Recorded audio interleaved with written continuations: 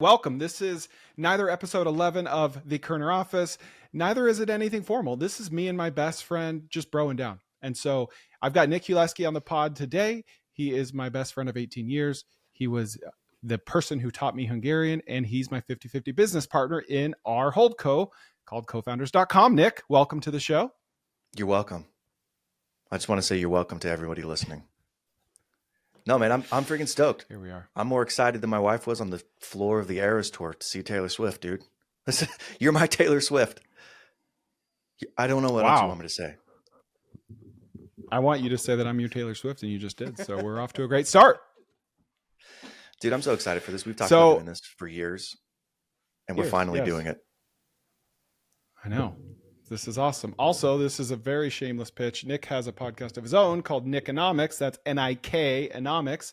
And he's going live here in a couple of days. So give that a shot. It's basically like the Kerner Office, except for people that want to buy a business or who have recently bought a business and need some help. So you brought some notes to this meeting. Why don't you kick this off? What do you want to talk about today? We bought a van yesterday. Dude, I was thinking about this. I was going to text you this morning. By next week, we are going to have 2 additional companies added to our portfolio. We're investing in a commercial cleaning company, commercial kitchen cleaning company in Tampa, and our pet crematorium, otherwise affectionately known as Burnin' Dogs, will be open next week too. Okay. We don't say that in public. It's called Sunbeam Paws. Sunbeam. Okay. I'm sorry. Yes, Sunbeam Paws. But dude, I was like, anyways, it was just cool. It was like a cool realization to see that we're going to do that. That is cool. Yeah. That one's in Tampa, right? The kitchen cleaning one? Yeah, the commercial kitchen cleaning one's in Tampa. It's with a searcher that we met off of Twitter. Good business, stable business. I was an idiot. We were first doing the research on it, and I was like, it's a hood cleaning business. And I sent it to Chris, and Chris is like, oh, I know a guy who owns a business. And we got the information, or like his perspective on it. He's like, yeah, hood cleaning sucks. So I go back to the searcher and I tell him, by the way, the guy we talked to says hood cleaning sucks. So I don't know if we're going to do this. He's like, that's a really small part of our business. Did I not explain this well to you? And I'm sure you'll be surprised. Apparently I just didn't listen very well to what he was explaining. Isn't that crazy? You must have had a lot going on. It's a commercial kitchen and appliance cleaning business. So the hoods are a part of it, but anyways, they're in a growing market that we're really excited about, small business that we're hoping to grow and expand. And at the same time, we have an investment in this company called Sunbeam Paws, which Chris has been spending a ton of time on, getting the crematorium set up. And we bought a freaking van yesterday. And I texted Chris and I'm like, was that a personal loan? He's like, yeah, personal loan. And I just slapped myself in the forehead. I'm like, oh gosh, dang it. Should have been through the business. But Chris doesn't wait. Chris just MIHs. I make it happen. MIH equals make it happen. If you're unfamiliar, first of all, first thought before I forget is you should do a whole podcast episode about that deal and just break it down and why you like it. Second thought is great idea. We were going to put in some cash for Sunbeam Paws. You and I and Steven were going to put in 50-50. And then most of that was for the van. And it was like, it's a $15,000 van. And I have this credit union that I use for an RV, our personal minivan, whatever. And the loan's 7.75%. And I thought, shoot, I can make more than 7.75% on my cash. Zero money down. Like, I'll take a loan all day. We'll put that 15 grand into something else. How did you find it? Matt, the operator, found it. Can I just say something? Real quick, I got to tell you this. Okay. The owner of the van is an OBGYN. And don't ask me why an OBGYN has a refrigerated van. Her last name is, I don't want to say this on air. I don't want people to Google her, but it's just a very funny last name for someone that's an OBGYN. I'll say that. I'll let your imagination run wild on that one. But here's how the unit economics break down on Sunbeam Paws. So we already have a customer lined up that owns 5% equity. Also, Nick, I don't even think you know what our equity split is on this business. So I have no idea. I'll tell you now. I was literally going to ask you. So we own 15%, 1.5. Steven owns 15%. And then the veterinarian that will be our first customer, that's been our advisor, owns 5%. And then the operator owns 65%. And we are outsourcing most of our operations to a competitor about 45 minutes away. And we are going, despite the fact that we don't need to buy a burner, we are going to have 80% gross margins from day one instead of 93% if we owned a burner. Mhm. So we're really not in a rush to buy a burner. And we're going to have about 20K MRR on launch day Really? because our 5% equity owner is our first customer. And we've got 3 or 4 others lined So up. let's back this up just a minute. What we're talking about is Sunbeam Paws. There has been a huge explosion in pet ownership, especially since the pandemic. And unfortunately, the downside of the upside of owning more pets is there are going to be more pets dying. And we probably a year ago looked at buying these ABA clinics. And the partner that we looked with buying these ABA clinics, his name is Stephen Hale. He's on Twitter. Autism clinics. Yep. And he's For those that don't. I'm excited about ABA, which are autism clinics. But what I'm really excited about is burning dogs. And we were like, okay, that's a funny thing to say. What are you talking about? And then it's just morphed over. He just kept talking about it more and more over time about pet crematoriums, the economics of it, how he had a friend, how he knew a veterinarian. It's like all these pieces came together. And so 8 months ago or so, we said, let's do it. And we found an operator who has experience in the space. And I'm using we very loosely. This is Chris and Stephen have been working most of the time on this. We found an operator in the space who has experience. We got the veterinarian on board. And we looked at buying a crematorium, which was like $100,000 minimum to buy a pet crematorium. Mm-hmm. And instead of buying the pet crematorium, Chris worked out an arrangement where we're actually using a competitor. So when he says our gross margins are going from 93% to 85%, what he's saying there is if we had bought the crematorium, our gross margins would be 93%. But since we're outsourcing to a competitor, they're 85%. But we get in the game and we're starting. I'm super excited about it. I think it's awesome. So we're starting in Dallas, and the plan is, I guess, talk through what's the rest of the plan for the near future. We're just going to start acquiring more customers in the area because our operator used to roll up veterinary clinics here in DFW. So he has a bunch of connections with vets. Dude. So we already have 2 or 3 lined up. So can I tell you something? Yeah. I was talking to my wife last, and I'm glad I have my headphones on because my puppy's down at my feet right now. Oh, really? So. You got that? Sorry, what were you talking? Chris got that dog in him. Yeah. Chris got that dog in him. I was talking to my wife last night and I told her about the van. I was like, yeah, we had this company because she heard about it. We haven't talked about it in like 6 months just because there was no, from my perspective, no update to be made. And I was like, yeah, Chris bought this van last night. And she's like, what? Yeah, he went to the credit union, blah, blah, blah.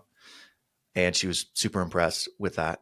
And then later we were talking about Twitter. She's like, so what are your plans with XYZ thing? And I'm talking, there's a couple things that we're working on. And I was like, I'm going to get to that this week and I'm going to talk to this person and do this. And she just looks at me and she's like, you really need to get on that. Like you need to act with as much urgency as Chris does. And I was like, I haven't even told you that. Oh man, for my wife to pay anybody a compliment, it'd be the equivalent of saying something. I'm not even going to say it. It's saying something. Thank you, Chris. Thank you. And let's just say I went to bed a happy man.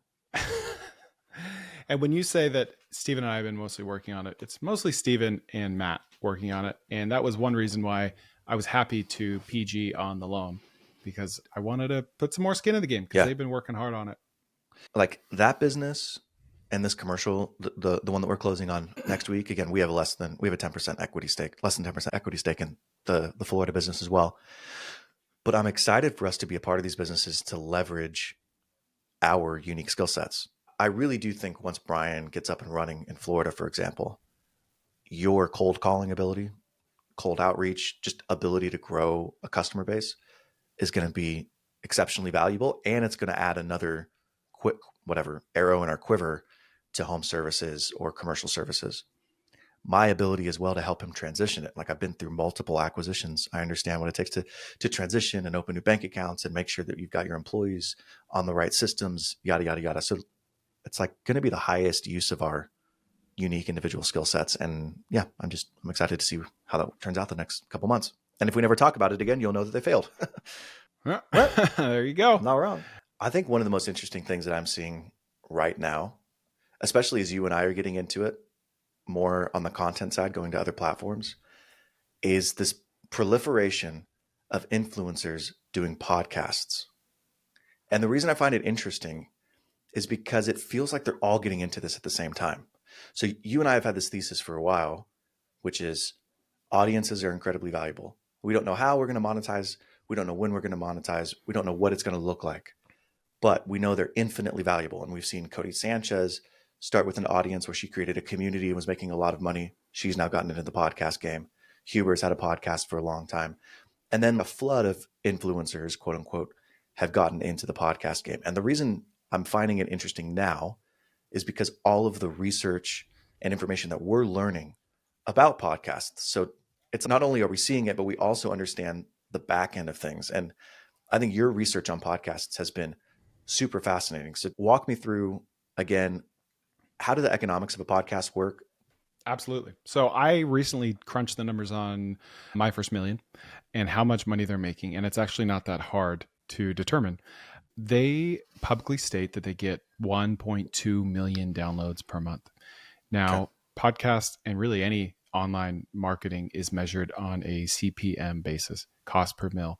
And I don't know who decided to spell thousand as mil, but I don't make the rules. So on business podcasts, the CPM is about between $40 and $80 per thousand downloads, listeners, impressions, views, whatever you want to call it.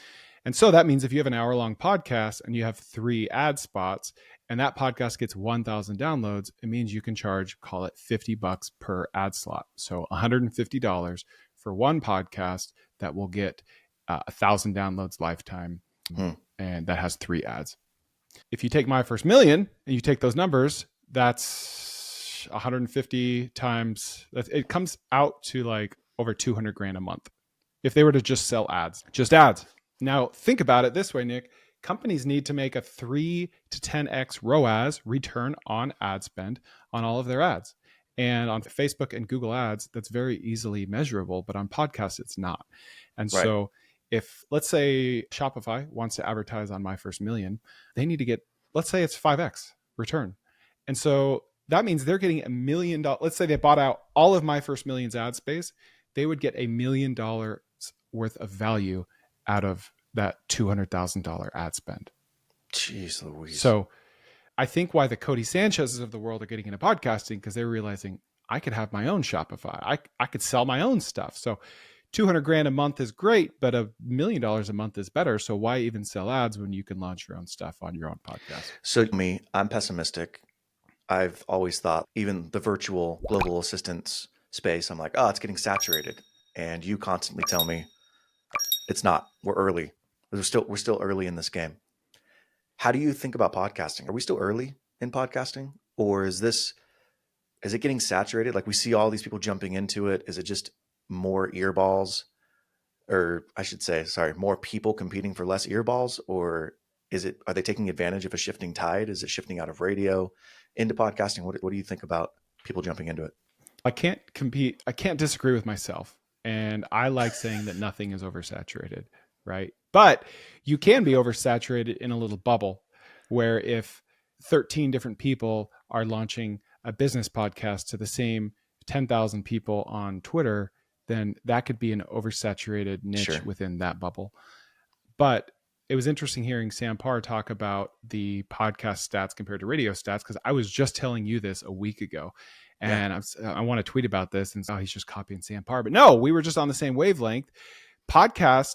So 41% of Americans listen to a podcast a month, and 82% of Americans listen to the radio per month. Exactly. It's double. Still 82%? Obviously, 82%. Now we know it's shifting. It's slowly, podcast is taking market share away from radio, but I don't know, like, why would you be a 35-year-old white dude launching a podcast to 41% of people when you could be a 35-year-old white dude launching a podcast to 82% of people? Yeah. Okay, so we tested this, though. When I say we did. I did. Yeah, I did in Tampa in a local radio station last Friday. And I don't know. See, that's the hard part about radio, like podcasting, because you just don't know who's listening. So I just learned that radio stations need to pay about $10,000 a month to Nielsen, which is the rating service that's been around for decades. $10,000 a month for a little old radio station to know how many people are listening to their podcast. And so the station that I use in Tampa, they don't pay that. She said we broadcast to million residents in Western Florida. And I did the numbers. There's 40 podcasts. And if 80% of them listen to a podcast a month, that's 1.6 million. And if there's 50 podcasts, then that's 60 divided by 100. I don't know. It's about A lot. 10, 20, 30, 40,000 people, potential listeners of your station, all else equal at any given time. But I don't know who heard my podcast and who didn't last Friday morning in Tampa Bay. What I think is interesting is we had a thesis. You bought a prime hour. What was it? It was 9 to 10, right? In Tampa. 7 to 8 Eastern. And because they don't do Nielsen, we're like, okay, how do we measure how many people are actually listening? And so you added a Google phone number on the ad to say, hey, if you're listening to this, give me a call. Maybe this is too embarrassing. Did we get any calls? I have no pride anymore. Okay. I'm a 37-year-old baby face. I got 0 calls, but compare that to Twitter where I'll tweet about my podcast and it'll get 600,000 views. And then I'll link to the type form asking for questions, which is the digital submission version of a phone call. And 3 people submit out of 600,000 viewers of the tweet. So It doesn't mean no one heard it. It just means people didn't want to call. They didn't have a question. So back to the podcasting, 81. I still can't believe 82% of Americans listen to the radio once a month. That's nuts. But it's 41% for podcasting. And so we're seeing some of these people get into the mix. As you're looking at somebody like Cody Sanchez, let's just use her as an example. She's done a fantastic job of monetizing her audience and her reach. Do you think she's looking at it as I could spend money to advertise on podcasts, or I could start my own podcast? That's one way of her thinking about it. Or do you think she's just, I just want to continue to build my brand and this is another channel? And then it's not necessarily either or, but which one of those do you think is more of the motivating factor for her? I assume she's extremely calculated, but this was really the only channel she wasn't tackling. So to me, it's probably just a box she had to check. Do you know what's interesting? I went and was looking at her website. When was it? This week? Last week? Contrarian investor, investing, whatever. I clicked and I looked at each one of her portfolio companies. Really good. And by really good, how many times have you clicked on a website where you're like 5 minutes into scrolling down the page and you still have no idea what this company does? They're using all kinds of buzzwords. They're like, the page looks fantastic. It's got a good UI, but you're like, okay, what do they do exactly? Cody's companies were like really clear. And like top of the header, it's like, we help payment companies lower their processing fees. Like it was very clear what their value proposition was. And I know this is a stupid observation to make, but just seeing that made me just reinforce the fact that she's calculated with stuff. I know she gets a lot of hate on things, but I feel like she's really good about communicating. And that is just a really good branding exercise to go through. She's a killer. And it's honestly surprising to me because a few months ago, I saw this guy that just ripped into her on Twitter. It was honestly a very unfair take on her. And it broke my heart for her, frankly. Yeah, agreed. Was it me? That sound familiar? Was it me? Be honest. Yes, of course. Oh, gosh. Look, to the ones of people who are listening to this. That was your first viral tweet. How are you forgetting that? It was my first viral tweet. I thought you were going to say it was Sean Gorham because he was like every chance he gets, he just like loves to hate on Cody. I used to think Cody was a grifter. I really did. I thought she was just an influencer and she was using her audience to grow. And I have gained a whole new appreciation for her. I went back to like her 2016 interviews and heard her talk about the way she wants to get people into entrepreneurship. And I was like, dude, that's me. Like she's me. 10 years ago, she was me. And after listening to those interviews, I just have looked at her in a totally different lens. Like I understand the criticisms of her. I get that people are saying, oh, she's making it look too easy, whatever you want to say. But whatever your criticisms are, she's been the gateway drug to a lot of people getting into entrepreneurship.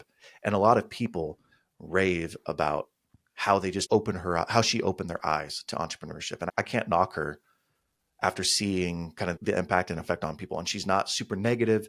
She's not out there just doing clickbait. Her content is incredibly high quality. Like I look at her compared to Nick Huber. Nick's just like engagement bait, as many eyeballs as possible. That's his strategy. He's got a huge funnel and he gets them down and eventually sells them on something. But Cody's content, I feel like, is consistently high quality, actionable, tailored to entrepreneurs or people looking to get into entrepreneurship. So I was wrong on her and I feel bad about it. It really is good content. And I think it's funny how if you got some guy on Twitter that says like it makes a business take and no one really looks at it, it gets 500 views or 5,000 views or whatever, and then you take that same exact take, copy and paste it to someone, and it gets 500,000 views, and it's you could pick it apart, the math could be wrong. When it gets more views, suddenly all the commenters are like, "Oh, what a grifter! Oh, what are you doing? Oh, this is." And it's you're just saying that because it got more eyeballs. But what about homeboy saying the same thing with 500 views? You've gone through this. The same thing. I've gone through this. That happened Yeah. to me. I posted about pickleball, and I guessed how much this pickleball place made. And this guy commented. A few people commented. He said, "This is the most dangerous type of content on Twitter." Because he was insinuating that someone was going to go spend $800,000 to open a pickleball club based on my tweet alone without doing any research whatsoever. And so I just thought it was funny because people were jumping on me because that tweet happened to go viral. If I could predict which tweets would go viral, I'd do it all the time. I don't know. Yeah. But that one happened to go viral. And so he got on me because my math was wrong when I literally said in the tweet, I'm just guessing, back of the napkin. So, well, in my mind, the thing that makes a tweet go viral is the same thing that makes a tweet a valuable tweet. You leave enough information where people get the gist, but not so much information that you cover every base. And the reason those types of tweets go viral is because you get the people on the one hand who are like, oh, he missed X, Y, and Z. Therefore, he's or she's posting incorrect things. Or you get people like you and I who look at it and are like, they left out some stuff. I wonder if this could apply in this area or that. Like, it causes you to think. And I used to think it was just, oh, you're leaving stuff out to attract controversy. And now I'm like, no, you leave stuff out to help people fill in the gaps themselves because they're going to learn more if they're actually filling in the gaps versus you filling it in for them. So anyways, I just thought that was really interesting. Influencers getting into the podcasting space, and especially since we're getting into podcasting right now. Yeah, you and I have a mutual friend that went viral last week, and we were texting and talking about them. And this is what I said to her. I said, she was dealing with some of the haters and wanted advice. And I said, all you can do is delete what you can, mute the notifications, look down at your left shoulder, plant a big old chip there, refer to that chip daily to prove the haters wrong by out-successing them. I just made that word up. They are saying those things because they hate themselves. You just strive to be the opposite. And then I said, nothing would go viral without haters, period, every time. I have thin skin and I'm easily offended. It's not fun. I just mute as early as possible and focus on that follower count going up. Can I tell you about a rabbit hole I went down? Yes, please. I was just going to ask you. MrBeast. I wanted to know how much money he's making from his websites. So I did a little digging. Okay. I placed orders from so he has two kind of flagship websites, MrBeast.store and Feastables.com. Okay. Feastables selling chocolate, MrBeast.store just selling merch. Is Feastable just chocolate? I want you to, it's candy. Okay. Other candy too. I want you to guess what his annual sales are for each store. Merch and chocolate. Okay, so we're talking about two different stores. I'm going to guess chocolate's more than merch. So I'm going to guess chocolate is somewhere in the $50 million sales range. And I'm going to guess merch is somewhere in the $30 to $40 million sales range. On Feastables, so I used to own a company called Send Eats, and we shipped food. Okay. And one thing that we learned at Send Eats was that there's not a lot of food shipped compared to basically any other category. And so it's not surprising to me that Feastables is smaller because they probably do 95% of their sales in store. Even in 2 years, a little over 2 years, he has had over 420,000 orders on Feastables, which at a $30 average order value, it's about 13 million. Hold on. How did you find out his order numbers? You just place an order, you look at the order number, and then you go to the web.archive and you look at when his store was first opened. Web archive is basically an archive of the internet. And so you can see snapshots almost daily of any website. Okay. And so I subtracted his my order number 407,604 minus 1 divided by 730 days, which is 2 years it had been open. You get 400,000. And so you have to guess the average order value, but I would imagine it's around $30. So 12 million in chocolate in 2 years, which is okay. That's impressive. But then merch, right? Are more people buying merch or chocolate? They're buying merch. Wow, I was way off. And so his new store. So he used to have an old store that was really ugly. And so I don't know what that one did because I couldn't place an order on it. Okay. But his new merch store, hosted on Shopify, of course, had 770,000 orders in its first 5 months. What? Which merch usually has an AOV, an average order value of $50, $39 million in its, now I guess it's not its first 5 months under this new website. Yeah. $39 million. So 8 million a month in merch. Dude, that is nuts. You know what you didn't calculate in there? So yeah. We have a friend who works at Walmart who is, I want to say, high up in the procurement chain, and he manages the Feastable sales, the chocolate. So what that number doesn't include, that's just direct to consumer.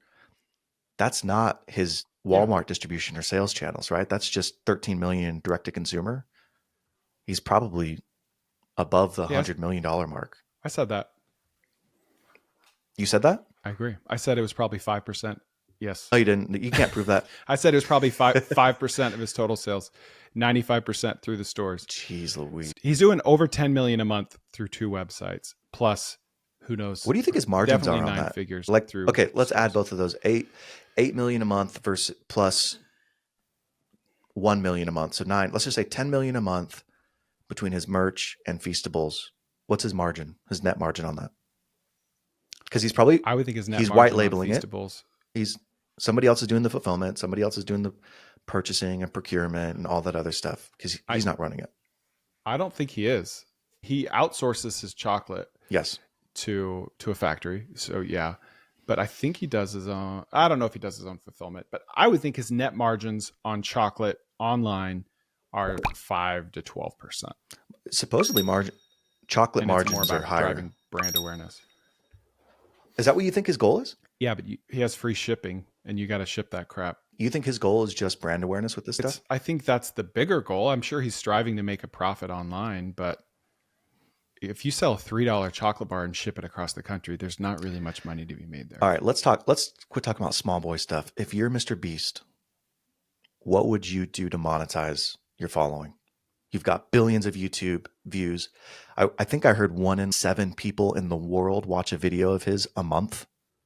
Something stupid like that. Mm-hmm. If you're him, what's your move to monetize? What would you do? I don't know. That's a good question. It's tough because he has a very low value audience, an extremely low quality audience. Canceled. Mostly international, very young. It's true. Cancel me. Mostly international and very young. So let me put it this way. If you are Cody Sanchez, her YouTube channel, she's probably making $8 to $12, maybe $7 to $10 for every 1,000 views she gets on YouTube. Okay. That's a lot. MrBeast is likely getting, and I know this because I just heard a podcast with Mark Rober, who has a very similar audience as him. He was on How I Built This. Mark Rober he told exactly what his CPM is on YouTube. It's about $2.13. So we're talking a quarter of the value of a business audience. I would think that Mark Rober's audience is even higher value than MrBeast. I bet he has only 15, 20% of the followers. I would think that most of them are in the US. A lot of the parents that want their kids to learn STEM skills are probably middle to upper middle class. So I would think MrBeast makes like $1.50 to $2 per 1,000. That really limits what you can sell to your audience. Here's my question. How old is MrBeast? 26? 26 or 20, so? 25, 26? I think what's interesting is what's his audience going to be worth in 10 years or 20 years, right? If they're all... As they age? Yeah, exactly. They're all young. They're all international. As those individuals get to the place where we are in our late 30s and they have more discretionary earnings and income, how easy is it going to be for him to, for example, look at The Rock. I don't remember what the tequila brand is that he owns, or Kylie Jenner or Kim Kardashian. They're big, and then they pivoted into a brand that their audience could actually monetize, and all 3 of them are billionaires. Think about the power that he might have in 10 or 20 years when he's, hey guys, have you ever heard of whole life insurance? He's not going to go that route, but just like something of that's high value that his audience, that depends on high trust, that he can then monetize with his audience. So I think he's being smart. Like, he's not poor by any stretch, but he's also got that 30-year mindset. Whereas other people are just, they're just trying to make videos to be funny. He's building an audience for the long term, which is super interesting. Yeah. You asked me how I would make money if I were him. I don't know if I could do it better than him. When I hear of all the things he's doing, transcribing his YouTube video, like he has channels in every country. I'm exaggerating. He, you know what I'm saying? He does all these things. Yeah. He has Beast Philanthropy. He's doing so much to spread his, he's a beast. His footprint. I don't know what I could do better than him. He's got that dog in him, dude. He is. I love it. All right. So you do love that. You love that. I do love that. I told Chris I wake up in the morning and I piss excellence. I tell you what, I'm talking about, it's your boy. No, I was telling Chris that in the mornings I wake up and my kids run in my room and I'm like, I got that dog in me. And they laugh. Is that a bird or a dog? You don't get it. You don't get it. All right. I saw this tweet this week. It was from Chris Hoffman, otherwise known as St. Louis Chris. And he had 3 categories. He said, what's the hardest phase of growth? 0 to 1 million, 1 million to 10 million, or 10 million to 100 million. Now, I do think that each one of those could have like different subcategories, but I gave an answer. And I'm curious to get your perspective. What do you think is the hardest phase of growth? 0 to 1 million, 1 million to 10 million, 10 million to 100? 1 to 10. Why do you say that? So it's funny. I don't know if we'll have time to get to this today, but last night I couldn't sleep. And for some reason, I decided I have a Google sheet called Every Business I've Ever Started. And it was at like 39 or 40 last night. Right now it's at 70. And so I've been to that 0 to 1 million phase. 70 businesses. So we can talk about that later. Okay. But my point is I've been to that 0 to 1 million phase 70 times. And so I know it pretty well. So it doesn't seem as hard to me. Yeah. But 1 to 10, man, that's when everything breaks. You got to be good to get past 10. Yeah. You got to be really good. For me, what I answered was, I think it's different for every person. For me, the 0 to 1 million is the hardest. Like, just personally, I could take a business from 1 to 10, but for me, 0 to 1 is the hardest because it requires a different skill set that's just not innately me. I think you have a skill set that is innately you. But I ended it 2 ways. I said, I would say 0 to 1. My business partner would say 1 to 10. So I called it on you. But I think it's got to objectively be 10 to 100, right? Because the smallest percentage of businesses are in the 10 to 100 $1 million range. If you're just looking at a filtering mechanism and you said, okay, what's the smallest? Statistically speaking, how could you argue with that? It's got to be the 10 to 100, but like we just haven't played in the 10 to 100 ballpark for that long. Like we're in the middle, we're in that ballpark right now, but it's new to us. Like we're figuring it out, and maybe 2 years, 3 years from now, we'll have a different perspective, but it's just statistically just got to be that, right? Yeah. I think I like using Mark Zuckerberg as an analogy because to take something from 0 to 1 trillion, how many times has that been done? Sergey and Larry Page didn't do it. Bezos did it. How you have to have all the skills, right? Yeah. You have to have every single skill, and the caliber of employees you need from 0 to 1, from 1 to 10, and from 10 plus, the caliber that the founder needs, the co-founders, the executive team, it's completely different. How do you have all of those skills? You just have to learn as you go and be really good at it. Yeah, and Zuckerberg has done that. There's a reason why venture capital companies will invest in a founder and then replace that founder at a certain point to get them to the next level. Dude, that's such an interesting, that's a tweet right there. How many founders have gone from 0 to 1 trillion? Like probably, there's only 3 I can think of. Bezos. It's mine. Zuckerberg. It's my tweet. Yeah, no. Mine. Bezos, Zuckerberg. I wouldn't say Larry and Sergey. Because like No, I said they didn't do it. Oh, okay. Musk. They bounced. Musk has Tesla hit 1 trillion? Yep. Oh yeah. They touched it. Okay. And then they came back. Yeah, man, that's a really cool insight. But like you said, different skill sets at different time periods. This could be 100x difference. Are we talking 0 to, let's say, 1 billion market cap or sales? Because if you're Facebook, you can have $1 billion market cap with $10 million sales. Right. So it's like the difference between like Mining Syndicate got to 10 million really quick. We didn't have $1 billion valuation, but I'm pretty sure Facebook did have $1 billion valuation. They had $1 billion valuation before they had $1 of revenue. And it made sense. And looking back, it was the right call. Yeah, I think that. But valuation and sales are two very different things. I think the only other company that comes close to that is. Do you know what LVMH's market cap is? That's Louis Vuitton. That's the only other one that I can think of. But even through that, he didn't go from 0 to $1 trillion. He went from 10 million, 50 million to $1 trillion. Still an incredible run. Mm-hmm. They're only a $430 billion market cap. Never mind. I take it back.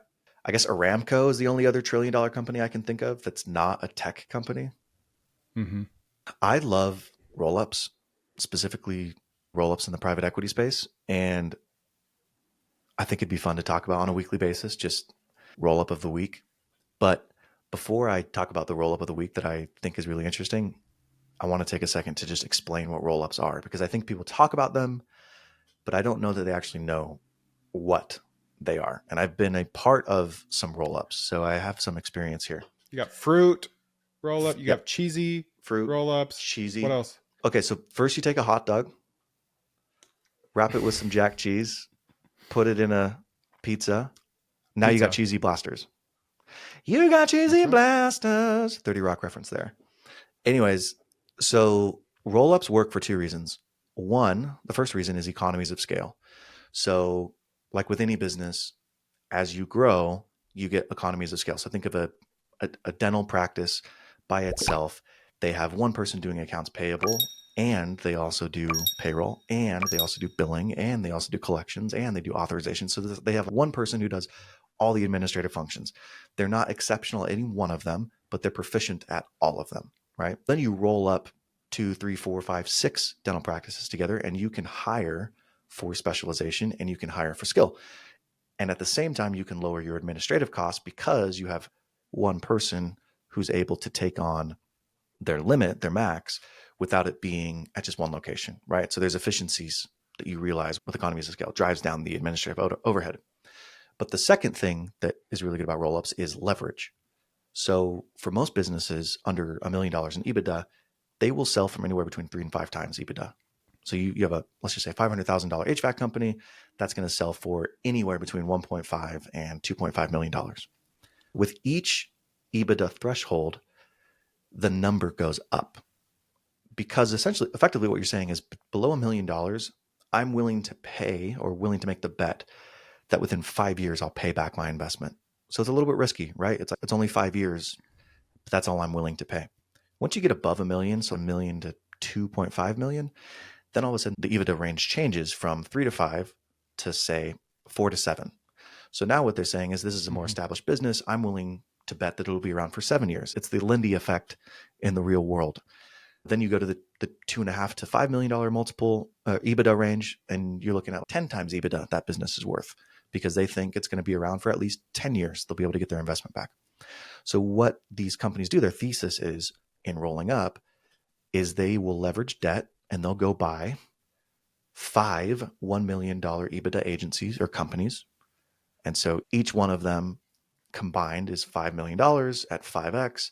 So 5 times 5, they spent $25 million to get 5 companies doing $1 million a piece. Now they've all combined, so the EBITDA is $5 million. So they're in a different multiple range. Now they can go and sell that upstream to a private equity company for 10 times EBITDA. So they bought all those companies for 25 million. They can now sell it for 50 million. And they achieve this thing called multiple arbitrage, right? It's the difference between those two things. And if you don't believe me, you can go look at the public markets, all these publicly traded companies. You look at the price to earnings ratio, 15 to 20 to 25. For high flying tech companies, it's in the dozens or hundreds. But that multiple is really what drives these roll-ups. That's why you see roll-ups, quote unquote, as being really sexy, especially in the private equity world. Did I explain that okay? Yeah, and honestly, it's the same thing that we're doing in RV parks right now. We're buying RV caps at a 10 to 11 cap. We're adding value to where it's like a 15 cap looking back. And then hopefully one day private equity comes knocking and wants to pay a 5 or a 6 cap because they're buying the entire package and it has a nice little bow on it and it's vertically integrated. It has all the management under one roof. Yeah. So I love the roll-up space, Nick, because I look at it like home services. There's 500 different home service verticals, ones that people have never thought of, right? You've got gutter install, gutter cleaning, seamless gutters, Gutter like gutter guards. removal, like just in gutter guards, just in one little niche, there's 10 different industries. And so I love home services because there are so many industries that there's hundreds of them that no one's even thought of starting yet. And I look at roll-ups the same way, where it's like, all right, what are we going to roll up? Apartment buildings. Okay, cool. Mobile home parks. Okay, cool. Dental. Hey, everyone goes to the dentist twice a year. Dental Let's do that. practices. Doctor's offices. And then it gets more niche, like OBGYNs, fertility clinics, in vitro clinics. And it gets more and more niche. And there's no end. So there's still hundreds, if not thousands, of random little verticals like marinas or sheds, like used sheds, new sheds that could be rolled up that no one's even thought of yet. So the current one that I think is really interesting right now, you've met Dev Shah. Dev and I have connected a lot on Twitter. He's going to acquire.com and he's finding SaaS companies, in particular educational SaaS companies that are targeted at college students. So he's got like a very not limited, but like strict criteria. And he is buying those. They're doing less than $10,000 a year usually in ARR, and he's buying them. And then what he's been doing is he's rolling them together, realizing some economies of scale, and has grown them. So he's bought several of these where beforehand they were doing anywhere, I don't know, $2,000 a month in net income. And now because he's rolled them up, he's doing $7,500 a month in net income to himself. So he's cross-sold because they have different customers on each one of the different platforms, but they're pretty much the same customer profile that you're going to want to sell to for each of them. So he's cross-sold, but he's also, through his network, sold into different universities and grown the product as well. So is it going to be $1 billion company? No, I don't think so. But it's been really cool to see him profitably grow and monetize these through the roll-up strategy. And I think he'll have an exit someday, which obviously will be a lot better than what he paid for them. But he's got like more of a cash flow roll-up strategy that I think has been super interesting. Yeah, I love it because it's just you perfect the model and then you just keep copying, pasting, and it gets really exciting along the way. So I tweeted about it's about you. Great. golf in stadiums. Just kidding. Of course it's about I tweeted the coolest biz idea I've heard this month. Play rounds of golf inside your favorite stadiums for $80. They're slammed with demand. I'm working on getting the owner on my podcast to pick his brain. Swap out golf with anything else. You've got even more business ideas here. I love this because sports is beloved by all and stadiums hold such a nostalgic feel in our hearts. Yeah.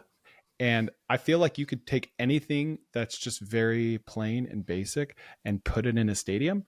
Like the Portlandia episode, you put a bird on it, put it in a stadium, and you'll sell 5-10 times the tickets. So I think that someone could crush doing like Tough Mudders, maybe not exactly a Tough Mudder, but that type of a fitness challenge inside of a stadium. You could do like a gourmet food market, like a pop-up farmer's market inside a stadium. That'll be interesting. Every second Saturday or something in the spring. Yeah. You could do, have you ever seen like those traveling bounce houses that they'll put up in like a huge parking lot? Yeah. And I say bounce house, but it's 2 acres big and kids just have a field day. You could do one of those inside a stadium. I feel like people think it's harder than it actually is to just get the stadium manager on the phone and say how much to use your stadium for a few hours. I feel like people don't do this business because it's insurmountable to them, but it's probably just a phone call. The one thing I thought about as I was looking at your tweet was like, is there going to be a lot of damage from those golf balls?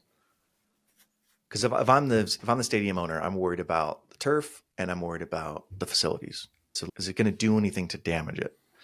That's one potential downside. But then I thought, how cool would it be to have a game of tag? How cool would it be to have a Nerf gun war?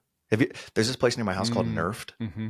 I thought it was dumb at first before I actually went with my kids, but it's just this big warehouse and you play Nerf and you pick up the bullets that are on the ground. It's the honor system, right? You got to call yourself out, but like a big game of Nerf, capture the flag, laser tag, like these big events that you could have with people competing in these stadiums, I think would be so fun. Imagine getting 100 of your best friends and renting out the stadium for 3 hours, and you guys just go and play laser tag.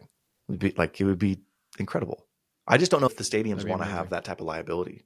I feel like there's always going to be a business model for charging parents $10 to $20 to drop their kids off somewhere where they have a lot of fun in a unique way. I don't feel like that's ever going away. And this would be that. There was this place in Alabama. Yeah. There's this place in Alabama. This is the most Alabama thing ever. There was just this strip mall with this little store that had 4 bounce houses inside of it. And you just walk in and give some guy in overalls $5 and your kids just start bouncing. And you come back and pick them up. Hey, Terry, I'm going to drop my kids off to bounce and then I'm going to bounce. I'll see you in 2 hours. Terry, you're good. Hey, are you allowed to be this close to a school? Terry, I'm just going to go ahead and say it. I'm noticing that this is not within 50 yards of an elementary school. Is that purposeful? What do you think, Nick? Should we call it? Yeah, let's call it. This was fun. I think I'm going to save I'm saving my business ideas now for this once a week conversation that we have. 2 birds with one stone. Let's do it. Let's do it. Yep. Thank you, Chris. All right, everyone. Thank you for listening to Chris and Nick Bro Down on the Kerner Office. Check out Nick's podcast as well. Nikonomics. That's Nikonomics. Yeah. And we'll see you next time. All right. See you, Chris.